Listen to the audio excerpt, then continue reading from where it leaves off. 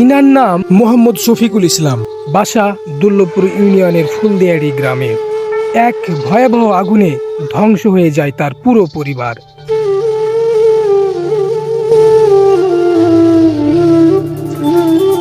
সম্মানিত অডিয়েন্স, আসসালামু আলাইকুম। দেখতে পাচ্ছেন আমি এমন একটি জায়গায় দাঁড়িয়ে আছি, আপনারা দেখে মনে করতে পারেন আমি কোনো ধ্বংসলীলার মধ্যে দাঁড়িয়ে আছি। আসলে বিষয়টা তেমন কিছুই ঘটেছে।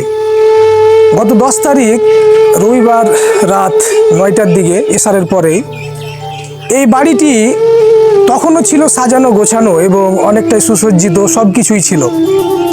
অথচ কোনো একটি দুর্ঘটনার কারণে পুরো বাড়িটি আগুন লেগে ছারখার হয়ে যায় এবং এই বাড়ির ভিতরে একটি ঘরে 2টা গরু ছিল। ওই গরু 2টাও বাঁচানো যায়নি, গরু 2টাও পুড়ে ছারখার হয়ে ওখানেই মারা গিয়েছে।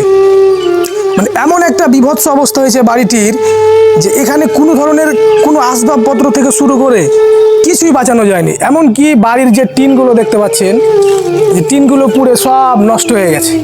এখন আমরা যদি বলি এই পরিবারটি সম্পূর্ণ নিঃস্ব, মানে যে কোথাও একটু ঠাঁই গুঁজবে, নিজের স্থান নিবে, এরকম একটু জায়গাও নেই।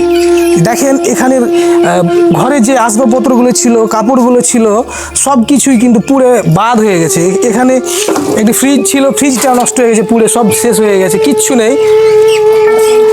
এখানে সাইকেল আছে, তারপরে মানে আমি যদি বলি যে পুরো বাড়িটাই একবারেই শেষ হয়ে গেছে, কিচ্ছু বাঁচেনি। এমনকি ঘরের ভিতরে ধান ছিল, চাউল ছিল খাবারের জন্য, সেগুলো পুড়ে সব বাদ হয়ে গেছে। তো আমি আপনাদেরকে এটা আহ্বান জানাবো, আপনারা আপনাদের মানবিক দিক থেকে যে যতটুকু পারেন আপনারা যদি একটু সাহায্যের হাতটা বাড়িয়ে দেন এই অসহায় পরিবারটির মাঝে। এখন আমি বলি যে এই পরিবারটির কাছে কিছুই নেই।